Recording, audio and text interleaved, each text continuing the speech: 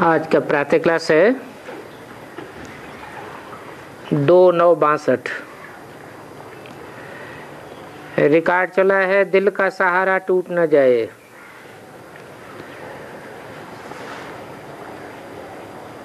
रूहानी बच्चों ने गीत सुना और इस गीत का अर्थ बच्चे समझ सकते हैं। वो ही बच्चे हैं जिन्होंने बेहद के मोस्ट बिलीव्ड गॉड फादर को पहचाना है। और वो बच्चे कहते हैं, बाबा ये जो रावण की दुनिया है बड़ी दुश्मन है।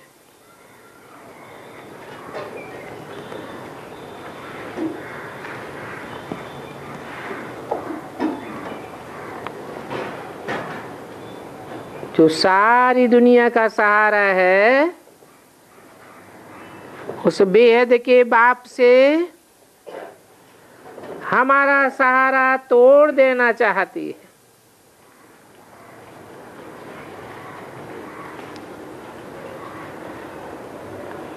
रावण की दुनिया है ना, ये तो हम जानते हैं। बरोबर युद्ध के मैदान में खड़े हैं और खड़े हैं इस दुख देने वाली माया के ऊपर जीत पाने के लिए।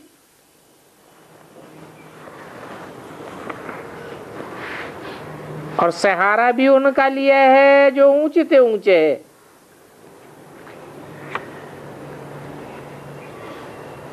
तो ऐसे नहीं है कि माया परमपिता परमात्मा से हाथ छुड़ाए ले। कल पहले भी तुम बच्चों ने ही आकर के बाप की गोद ली थी। मोस्ट बिलीव्ड पारलौकिक परमपिता परमात्मा है जिसको आधा कल्प भक्ति मार्ग में हम याद करते आए हैं और भक्तों को मेहनत का भाड़ा देने वाला भी वही है। क्योंकि मेहनत का एवजा तो मिलता ही है।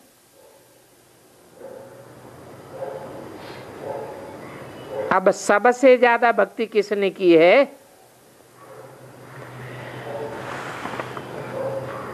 ये सबराज बाप बैठ समझाते हैं।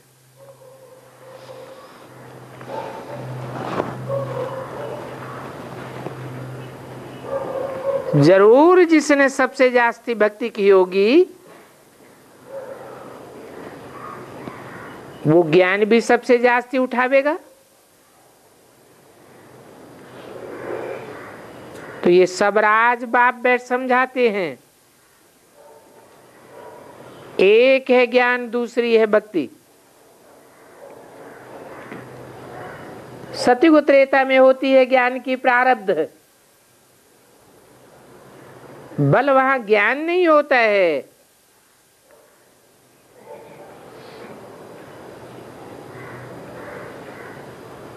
तो तुम बच्चे समझते हो कि किस जन्मों की हम अपनी प्रारब्ध बनाए रहे हैं पारलौकिक बाप के द्वारा।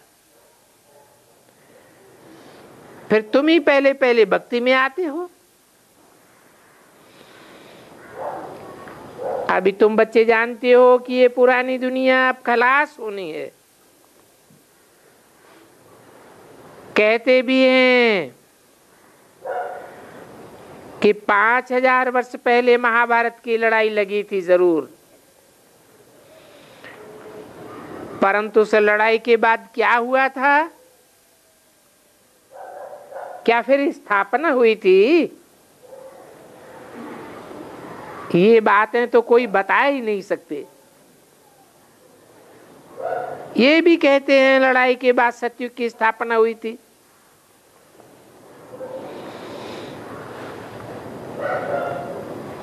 अभी विनाश तो जरूर होना है। विनाश के पहले बेहद के बाप से प्यार रखना चाहिए।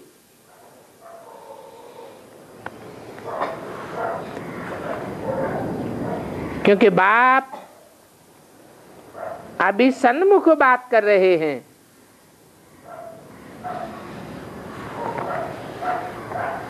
तो सनोख में तो जरूर प्यार पैदा होना चाहिए,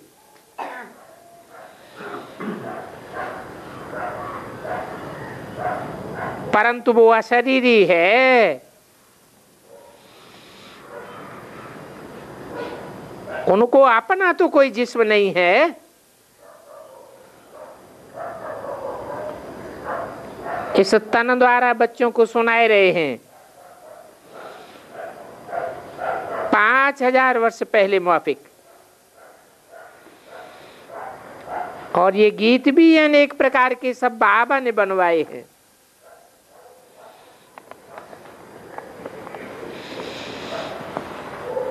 इसलिए इनका अर्थ समझाने के लिए।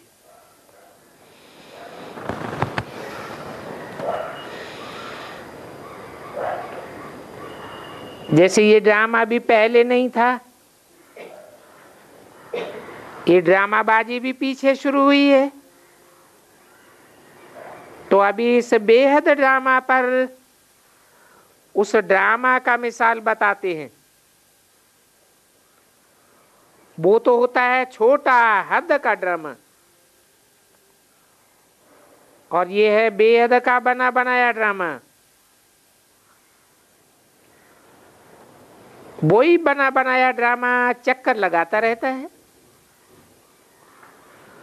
उस बेहद के ड्रामा की नॉलेज बाप ही आकर के बतलाते हैं।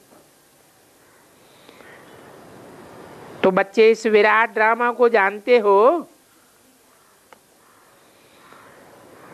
ड्रामा की आज है नई दुनिया की स्थापना, और आज सनातन देवी देवता धर्म की स्थापना। और ड्रामा का अंत कहा जाता है कलयुग अंत को।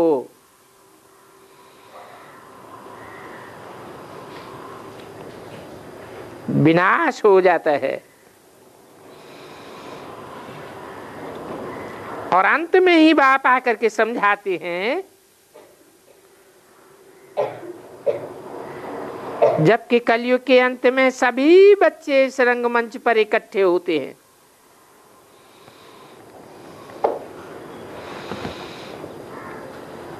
और ये बाप की समझानी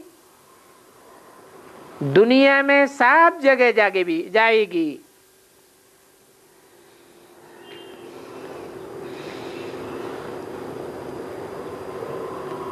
तो बच्चों को बहुत निर्भय होकर के रहना है।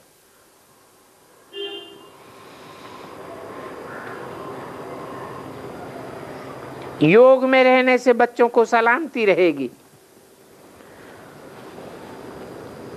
तो सदा सलामत रहना है। ये तो जानते हो कि आत्मा एक शरीर छोड़ दूसरा लेती है, ये तो कॉमन बात है।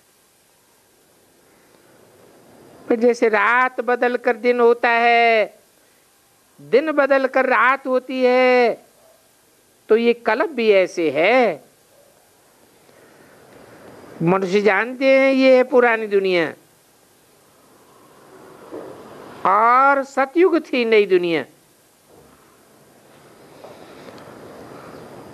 तो दुनियाएं कोई बहुत नहीं है, दुनिया तो एक ही है जो नई से पुरानी होती है। घर नया होता है सो फिर पुराना होता है। सतयुग में नई सृष्टि स्थापन होती है,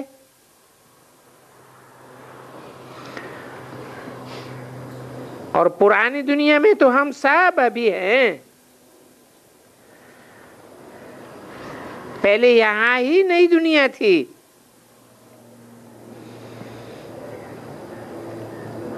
ये भी कई समझेंगे बरोबर आदि सनातन देवी देवता धर्म सतयुग में था।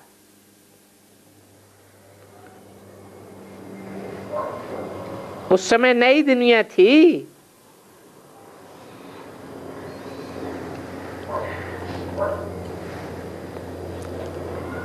उसको कहा जाता है हिंसा परमो देवी देवता धर्म का राज्य। गांधी भी नई दुनिया में नया राज्य मांगते थे, राम राज्य मांगते थे ना।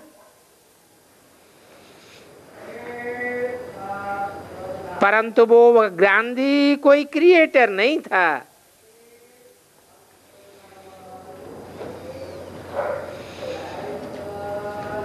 क्योंकि नई दुनिया बनाना तो ये क्रिएटर का काम है।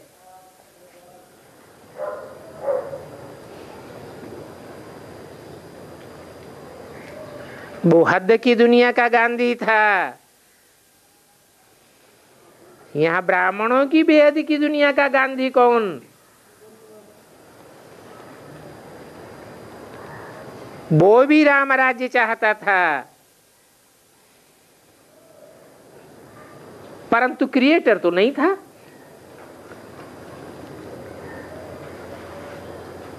बेहद की ब्राह्मणों की दुनिया का गांधी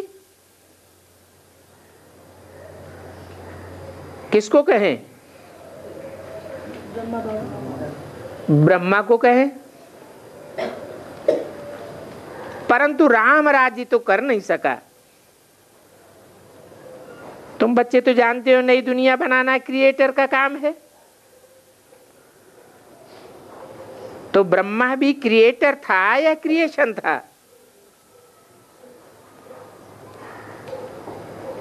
रचना था या रचयिता था? क्या था?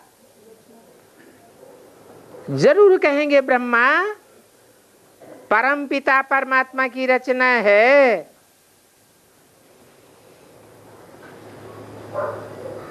ये भी समझाया गया है कि एक है अंधे रावण की औलाद और दूसरे हैं सोझरे अर्थात राम की औलाद।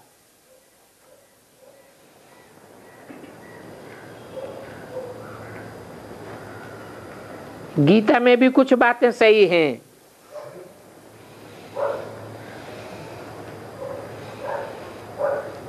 अच्छा,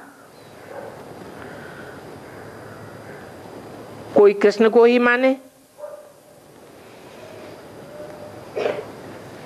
वे भी तो कहते हैं ये दुनिया आसुरी संप्रदाय है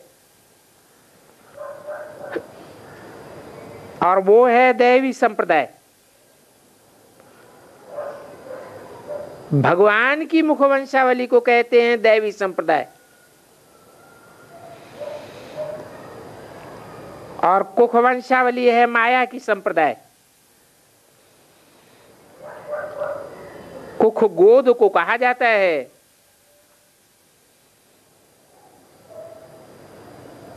गोद से कोई ज्ञान नहीं निकलता है।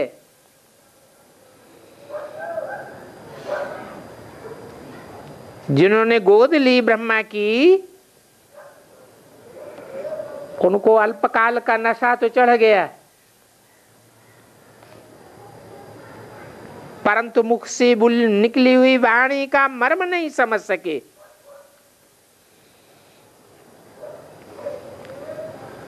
मुख वंशावली फिर जन्म जन्मांतर बिख से पैदा होते हैं। उनके लिए कहा जाता है आसुरी संप्रदाय। वो भगवान के मुख से निकली हुई वाणी को पकड़ नहीं पाते हैं। भगवान वाच है ना, आसुरी संप्रदाय का विनाश और दैवी संप्रदाय की स्थापना हुई। और ये बातें तो भगवान बैठ समझाते हैं ना। ईश्वर को सर्वव्यापी कहना ये तो कुछ भी ज्ञान नहीं है।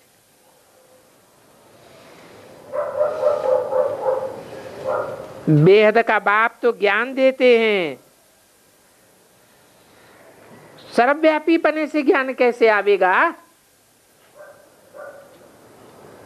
ज्ञान एक से आता है यह सर्वव्यापी अनेक से आता है। जिसके पास जो शिफ्ट होगी वो ही देगा। बाबा ने समझाया है बरोबर, भारत में देवी देवताओं का राज्य था,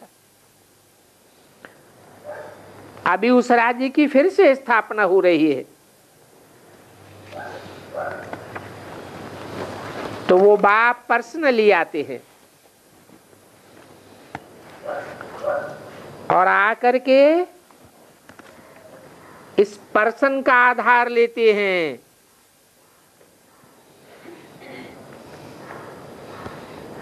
दो 962 की वाणी का दूसरा पेज। कहते हैं, हे मेरे मीठे बच्चे, कल पहले भी मैंने तुमको ज्ञान दिया था, अभी फिर से दे रहे हैं।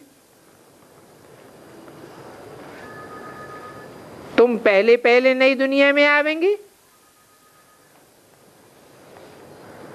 क्या कहा? कौन? तुम किसको कहा जाता है? जो सन्मुख बैठते हैं उनको तुम कहा जाता है। जो विमुख हो जाते हैं उनको तुम नहीं कहा जाता। तो पहले पहले दुनिया में कौन आते हैं? सन्मुख होने वाले आते हैं या विमुख होने वाले आते हैं? सन्मुख होने वाले आते हैं। फिर ब्रह्मा को सन्मुख होने वाला कहें या विमुख होने वाला कहें? नई दुनिया में पहले आता है या बाद में आता है?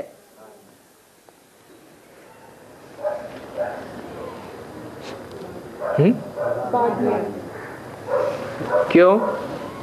विष्णु चतुर्भुज रूप जब गायन है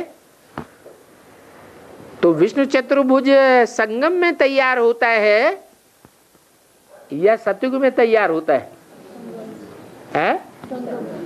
संगम में तैयार होता है। तो उस संगम में विष्णु का स्थान नहीं होगा क्या? चार भुजाएं दिखाई जाती हैं, तो भुजा माने तो मददगार ना। उन मददगार आत्माओं में ब्रह्मा सरस्वती वाली आत्माओं का स्थान नहीं है क्या? फिर पहले आते हैं या बाद में आते हैं? हैं? बाद में आते हैं। विष्णु चतुर्भुज साथ ही साथ तैयार होता है। चारों भुजाएं इकट्ठी तैयार होती हैं या कटी हुई भुजाएं तैयार होती हैं? चारों भुजाएं एक साथ तैयार होती हैं। फिर कौन पहले आते हैं और कौन बाद में आते हैं?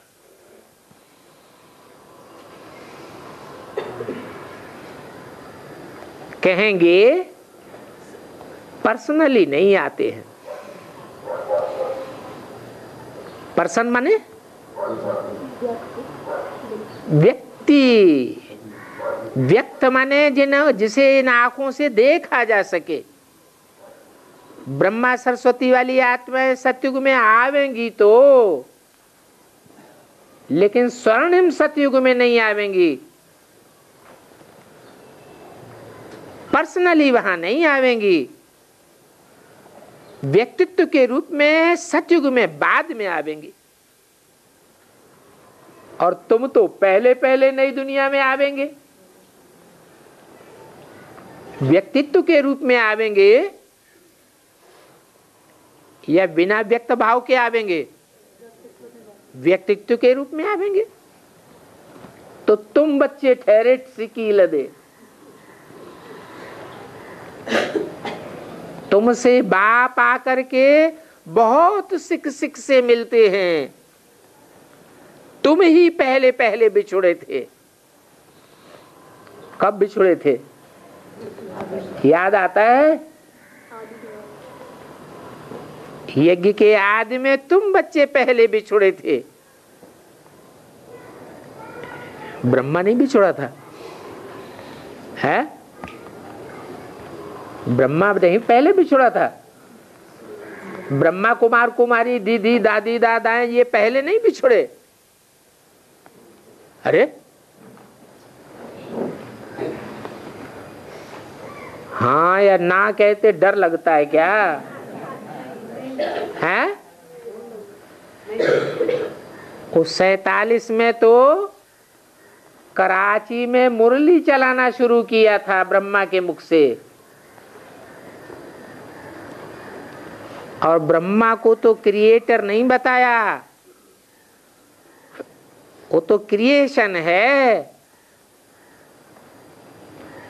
उस ब्रह्मा को भी रचने वाला कोई क्रिएटर आदि में था।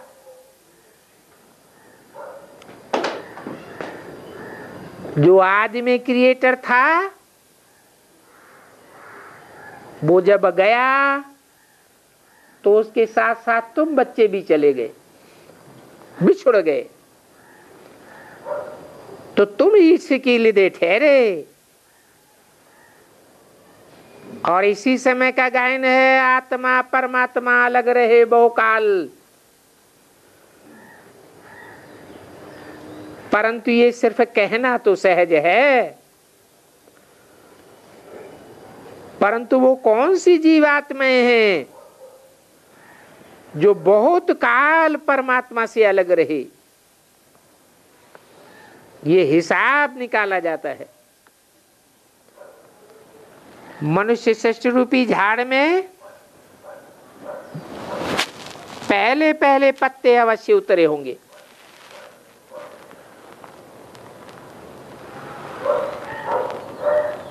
तो फिर हमको ही बाप आकर के मिलते हैं।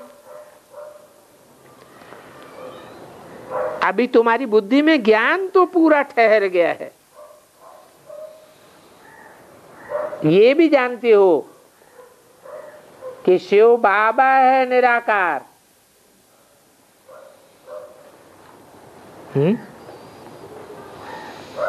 शिव निराकार है या शिव बाबा निराकार है? हैं? शिव निराकार है और बाबा, बाबा तो साकार को कहा जाता है। परंतु जिस साकार के द्वारा वो शिव निराकार प्रत्यक्ष होता है वो भी कैसी स्टेज में टिक जाता है? वो भी निराकारी स्टेज में टिक जाता है, जिसको कहते हैं निराकारी, निर्विकारी, निरहंकारी। कि ब्रह्मा विष्णु शंकर इन सूक्ष्म वतनवासियों का भी तुमको साक्षात्कार होता है, क्योंकि पहले पहले सूक्ष्म वतन जरूर चाहिए। दुनिया की हर चीज पहले सूक्ष्म रूप पकड़ती है कि पहले ही स्थूल रूप तैयार होता है। फिर है ये मनुष्य साकार सृष्टि।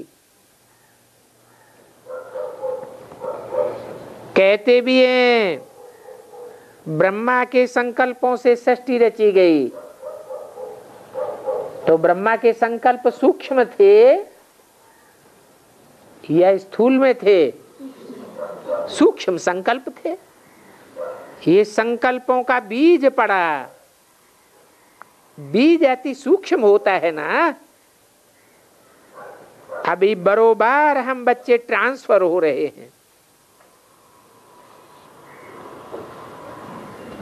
तुम्हारा क्लास ट्रांसफर हो रहा है। अभी तुम्हारी कलम लग रही है। कहां से कहां कलम लग रही है?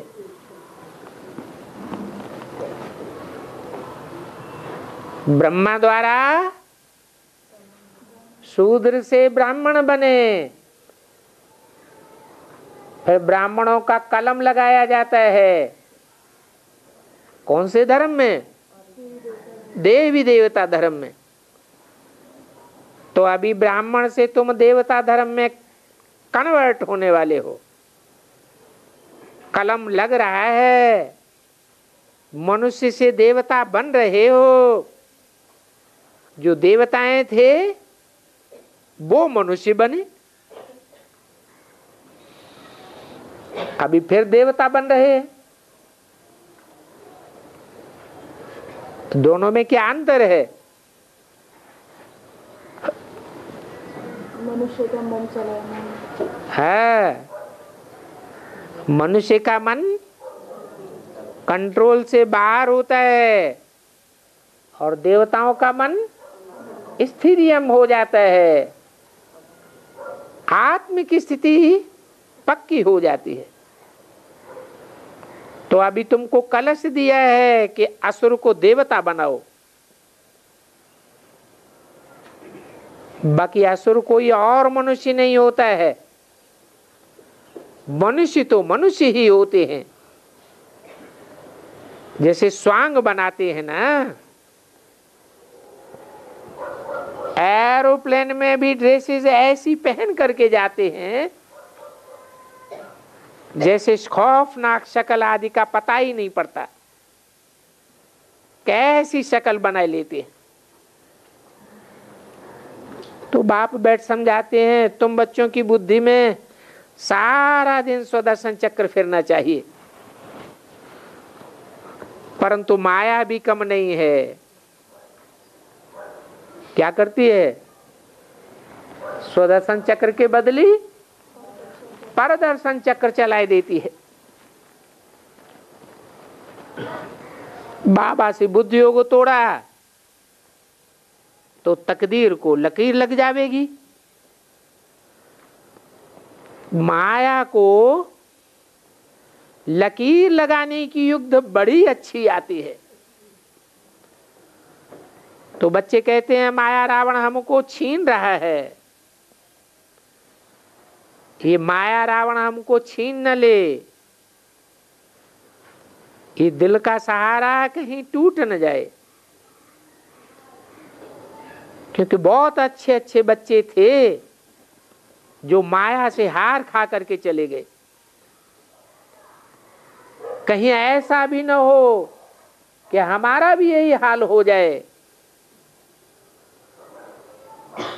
जो हमारी तकदीर में लकीर लग जाए। कैसे लकीर लगती है?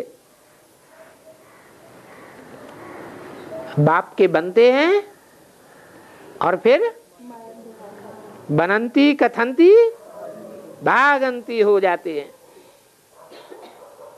बाप को पूरा याद नहीं करेंगे, औरों को नॉलेज नहीं देंगे, तो जरूर माया चमाट मारेगी, मुंह फिराई देगी। ऐसे ऐसे उल्टे उल्टे संकल्प आने लग पड़ेंगे। कुछ न कुछ रोला लगता जरूर है। ये दुनिया बड़ी गंदी है, सब तरफ देखो लड़ाइयां झगड़े मारा मारी चलता ही रहता है। परंतु सतयुग में तो ये उपद्रव होते ही नहीं। ये उपद्रव मचाते हैं माया के विकार 5। इसलिए गाया जाता है देह दान तो छूटे ग्रहण। बाबा कहते हैं ये विकारों का दान हमको दे दो।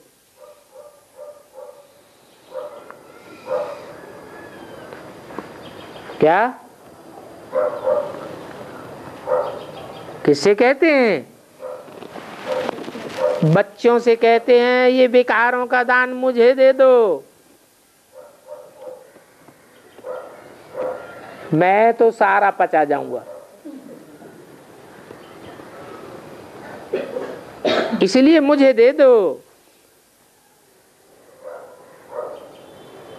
शास्त्रों में दिखाया है शंकर ने क्या पचा लिया है? हाल विष पचा लिया। बाकी तुमको तो मनसा संकल्प बहुत आवेंगे। काहे के विकारी संकल्प तुमको भी बहुत आवेंगे, परंतु कोई भी हालत में कर्मणा में नहीं आना है, क्योंकि संकल्प करने का कोई कर्म नहीं बनता है।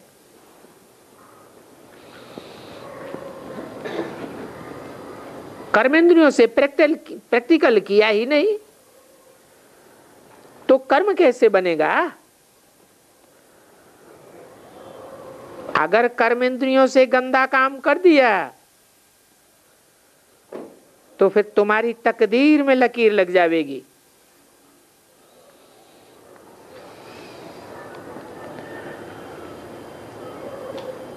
गोद लेने के बाद वर्षा तो जरूर मिल जाएगा,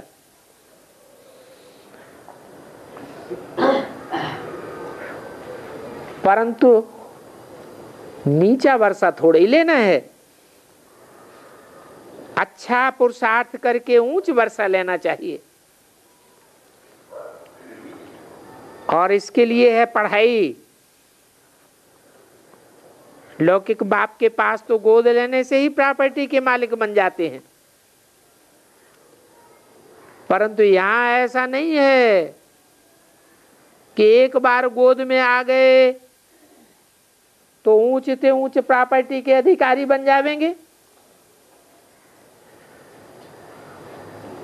वो तो दुनिया में एक बाप का एक ही वर्षा बच्चे को मिल जाता है,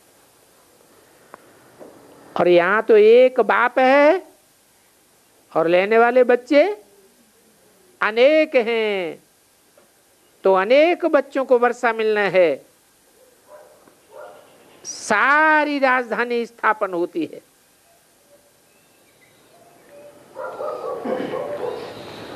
बच्चे कितने हैं? हैं? अरे सारी राजधानी स्थापन होती है तो सारी राजधानी में कितने होते हैं? अरे 9 लाख 16,108 सबका नंबरवार पद बन जाता है। कोई तो 4th क्लास प्रजा में जाकर गिरते हैं।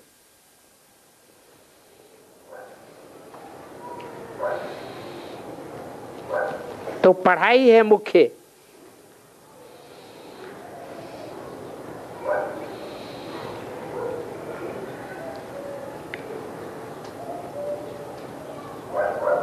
इसमें जितना पुरुषार्थ करेंगे उतना ही पद पावेंगे। ये पुरुषार्थ की रेस है, और ये भी हार जीत का बेहद का खेल है। खेल में भी जो फर्स्ट नंबर बहुत तीखा दौड़ते हैं उनको गोल्डन मेडल मिल जाता है, जो सेकंड नंबर होता है उनको सिल्वर मेडल मिलता है। तो यहां भी ऐसे है। अब जितना जो दौड़ेगा उतना वर्षा पावेगा। जितना जितना बाप के साथ बुद्धि योग लगावेंगे, ज्ञान की धारणा करके और औरों को करावेंगे, उतना तुम जरूर पहले नंबर में आवेंगे। और नंबरवार तो होते ही हैं। तो अपने दिल से पूछना है कि हम कैसे तीखी दौड़ दौड़ करके बाप के गले का हार बने।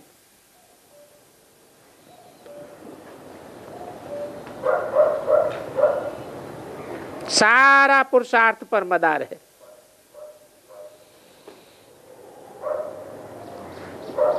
गले के हार में कितने मणके हैं जो गले का हार बनते हैं? 108 मणके हैं जो नंबरवार राजाई प्राप्त करते हैं। ये है ही राजयोग की पढ़ाई। इस पढ़ाई से जन्म जन्मांतर के राजाएं बन सकते हैं। तो फॉलो मदर फादर।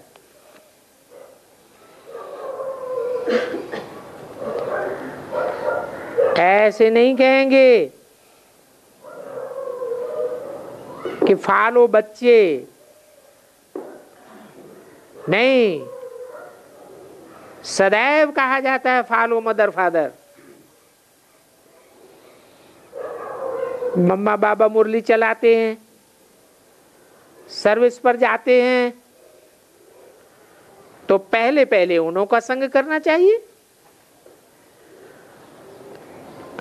फिर तुम भी सीख जावेंगे। अच्छा, फिर और भी राय दी जाती है, जो तीखे बच्चे हैं उनसे भी सीखना चाहिए। रेस में सदैव कोशिश की जाती है पहले नंबर वाले को पकड़ने की।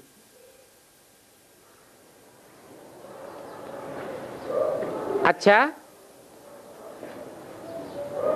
पहले नंबर वाला ना मिले तो फिर सेकंड नंबर को।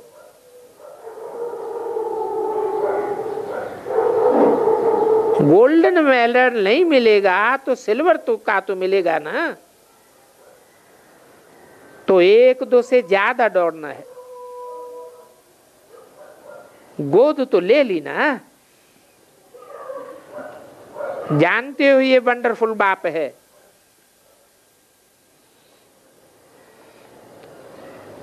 उनको तुम बुद्धि से जानते हो, आत्मा जानती है हमारा बाप हमको मिला है। इस बाप ने कल पहले भी हमको पढ़ाया था। फिर पुरुषार्थ करना है, ऐसे भी नहीं कि जो नसीब में होगा सो मिल जाएगा। पुरुषार्थ तो बहुत करना है।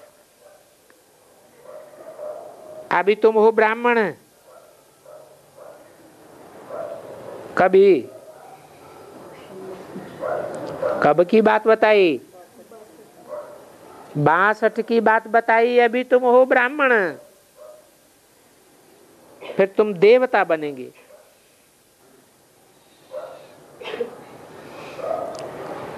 जानते हो सतयुग के बाद फिर कलयुग में आना जरूर है। सतो प्रधान से सतो रजो तमो प्रधान में आना जरूर होता है। गिरना तो है, क्योंकि झाड़ के पत्ते भी पुराने जर्जरीभूत हो जाते हैं।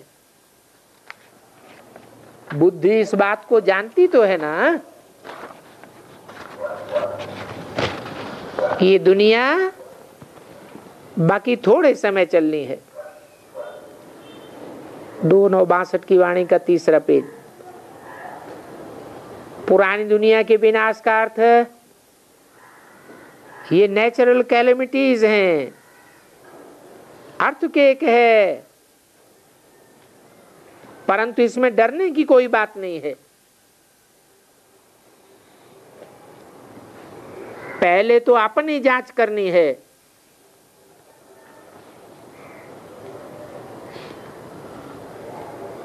कोई ने बताया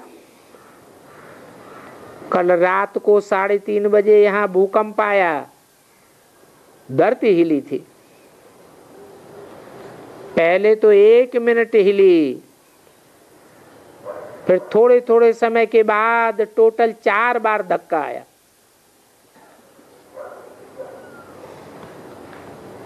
बाबा ने पूछा तो उस समय तुमको क्या याद आया?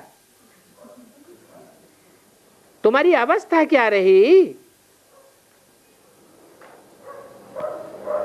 धरती हिली, मौत सामने आया, तो झट से बाबा को याद करना चाहिए। क्योंकि हमको तो मालूम ही है कि अंत में हमको तो शिव बाबा के पास जाना ही है। योग में रहते शरीर छूट जाए तो अच्छा ही है। तो ऐसे समय में डरने की कोई बात नहीं है। और मनुष्य तो डर के मारे भागेंगे, अपन तो जानते हैं ये सब होना ही होना है। छोटे बच्चे को भी शिव बाबा से योग लगवाना है, क्योंकि अभी सब की वानप्रस्थ अवस्था है।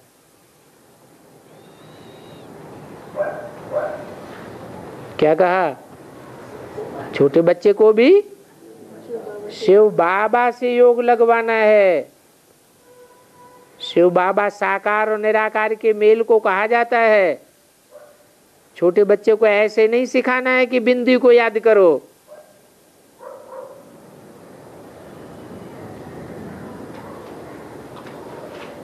अभी सबको बाबा के पास जाना है, तो क्यों ना बाप से पूरा वर्षा ले लेवें। राजाई में तो आवेंगे, परंतु पहले पहले नंबर में तख्त पर कौन बैठेंगे? 16,108 त्रेतांत तक प्रिंस प्रिंसेस बनते हैं।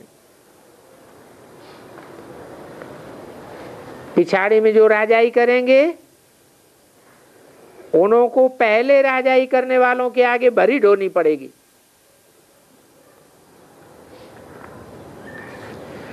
इसलिए पुरुषार्थ तीखा करना चाहिए। पहले किंग क्वीन थे, उन्हों का जब कोई जलसा होता था और दरबार में किंग क्वीन आते थे तो छोटे छोटे राजाएं उनका पेशगीर उठा करके चलते थे।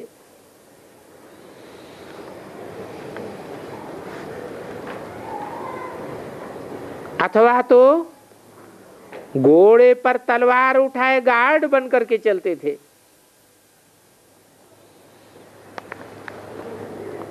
ये एक प्रकार का उनको मान दिया जाता था। किंग क्वीन के पास अंदर में जो रहेंगे उन्हों का भी तो मान होगा ना।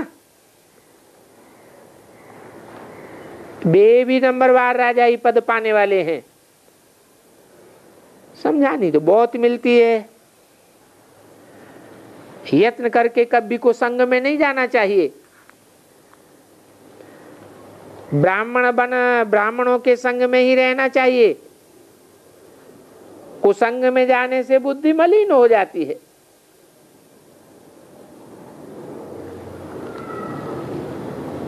जो सयाने सयाने बच्चे होंगे, सपूत बच्चे होंगे, वो कहेंगे हम तो शूद्र का संग क्यों करें। हर एक का अपना अपना हिसाब है, हर एक की दवाई अलग अलग होती है। ये तो अविनाशी सर्जन है। जो जैसा हो वो अपने ही लिए राय ले लेवे। बोले बाबा हम तो राय पर चलने के लिए तैयार हैं। समझे कि ये बाप टीचर गुरु है तो हर प्रकार की राय मिलेगी। तुम बच्चों ने तो गोद ली है, कोई तो डरते हैं। अभी बाप को सब बात बतलावे तो राय भी मिले कि अपनी मिल्कियत किस काम में लगाओ। पाप आत्माओं को देने से तो और ही पाप चढ़ जाएगा। आजकल तो गरीबों को पैसा दो तो जाकर के शराब आदि पिएंगे, गंदा काम करेंगे, तो उसका पाप फिर देने वाले पर भी आ जाता है। इसलिए सदैव पात्र को दान देना चाहिए। गरीब को अन्न और वस्त्र दान दिया जाता है, क्योंकि वस्त्र देंगे तो काम में तो लगावेंगे ना। परंतु आजकल तो वस्त्र भी बेच करके खा जाते हैं, गंदा काम जाय करते हैं। बाप कहते हैं तुम बच्चों को भी अविनाशी ज्ञान का पात्र, ज्ञान का दान पात्र दे करके देना है। शास्त्रों में लिखा हुआ है देवताओं की सभा में असुर आकर के बैठे तो उन्होंने और ही बिघन डाल दिए। कहां कहां सेंटर्स पर कोई शैतान भी आ पड़ते हैं। उनके लिए ऐसे थोड़े ही कहेंगे कि अमृत पीने के लिए आए हो। कल पहले मुआफिक देखते हैं कि ये सब प्रैक्टिकल में हो रहा है। इसलिए बड़ी खबरदारी रखनी पड़ती है, कहीं कोई का सर न काटा जाए, राहु न बन जाए। वो तो हैं आसुरी संप्रदाय और तुम हो दैवी संप्रदाय। तो जो आसुर होंगे वो विघन जरूर डालेंगे। बाप तो पहले से ही सब बातें समझाए देते हैं। एक तो निर्भय बनना है और बहुत मीठा बनना है। कोई भी आए तो प्यार से समझाए करके रवाना कर देना चाहिए।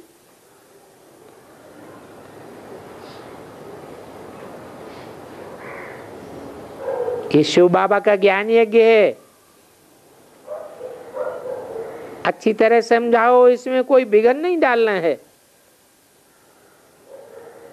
क्योंकि शिव बाबा फिर धर्मराज भी है, बहुत कड़ी सजा देंगे। कोई कोई तो बातें बनाते हैं, हम फलाने को जानते हैं, हम यह करते हैं, ऐसे ऐसे कह करके पैसे ले जाते हैं। इसलिए बहुत बहुत सावधान रहना चाहिए। इस समय तुम बच्चों के कपड़े भी बहुत सादे होना चाहिए, नहीं तो मनुष्यों की दृष्टि तुम्हारे ऊपर जाएगी। बाबा ने भी पहले डायरेक्शन दिए थे कि चीथड़े वाले कपड़े पहनो।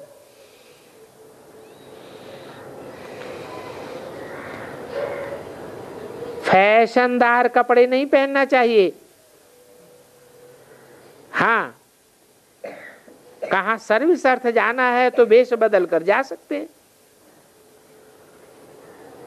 जो ऐसे कोई न समझे ये कोई बीके हैं, ऐसे तुम सन्यासियों की भी जाए सर्विस कर सकते हो।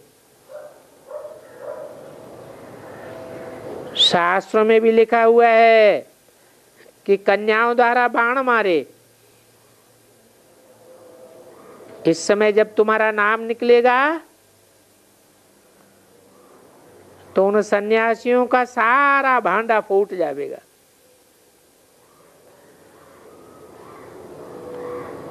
ये गीता रामायण सुनाने वालों का भी भांडा फूटेगा। तुम सिद्ध करते हो सब झूठे हैं, तो जब उन्हों के ग्राहक टूटेंगे तो वो जरूर तुम्हारे शत्रु बनेंगे और तुमको गालियां देने लग पड़ेंगे। 2/9/62 की वाणी का 4था पेज। कहेंगे ये फिर कौन है जो कहते हैं गीता का भगवान निराकार है? निराकार कैसे ज्ञान देगा?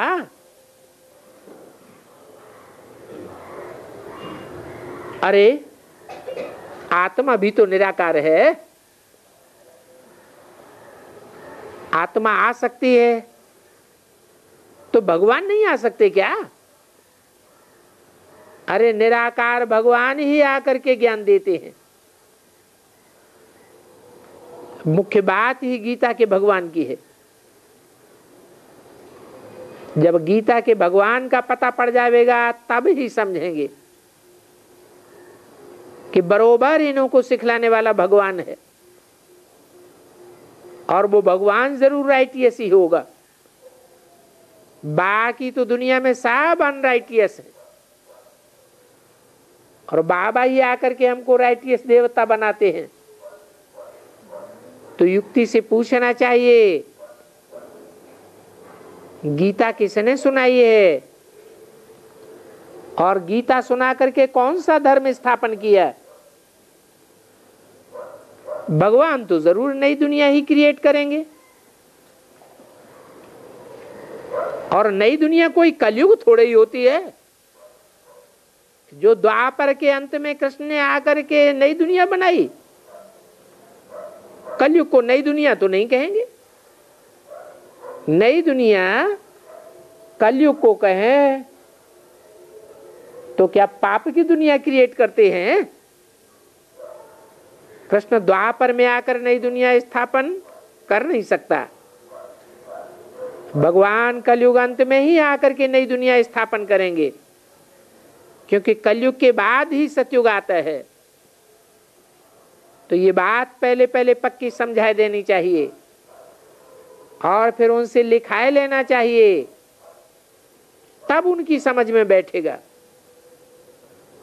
जब पूरा निश्चय करके और योग लगावे तो बाबा भी मदद देवे।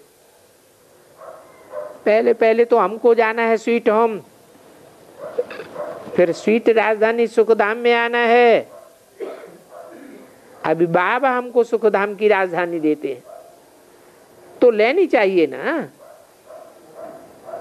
नहीं लेंगे तो तकदीर को लकीर लगाए देंगे। है ये क्या बात हुई है? राजधानी किससे लेनी है?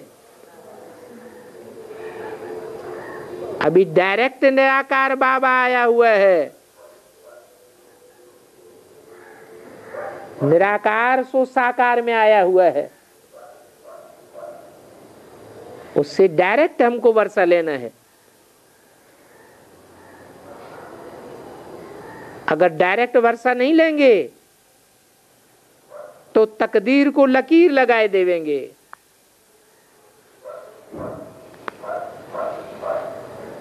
तो क्या सतयुग में जिन राधा कृष्ण ने देवताओं से वर्षा लिया, उनकी तकदीर को लकीर लग गई क्या? हाँ, नहीं लग गई। उन्होंने देवताओं से वर्षा लिया या शिव बाबा से डायरेक्ट वर्षा लिया? देवताओं से वर्षा लिया। तो समझना चाहिए। अभी प्रैक्टिकल में हम बेगर टू प्रिंस बनते हैं क्या?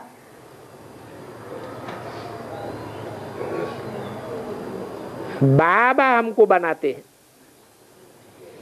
बल इस दुनिया में कोई को पड़म पदम है, करोड़ हैं, परंतु वो भी कितना समय चलेगा? सब का इस धरती में ही दब जाएगा। हम तो बाबा पर बलिहार जाते हैं, सरेंडर होते हैं, तो बाबा फिर 21 बार बलि चढ़ते हैं। सरेंडर होते हैं, कितना अच्छा सौदा है। धरती हिलना आदि ऐसे ऐसे इत्तेफाक तो होते रहेंगे, परंतु सबकी एक रस अवस्था नहीं रह सकती है। जो पक्के होंगे वो तो जरूर शिव बाबा की याद में रहेंगे, तो जरूर उनकी अंतमते सो गते हो जाएगी। अच्छा,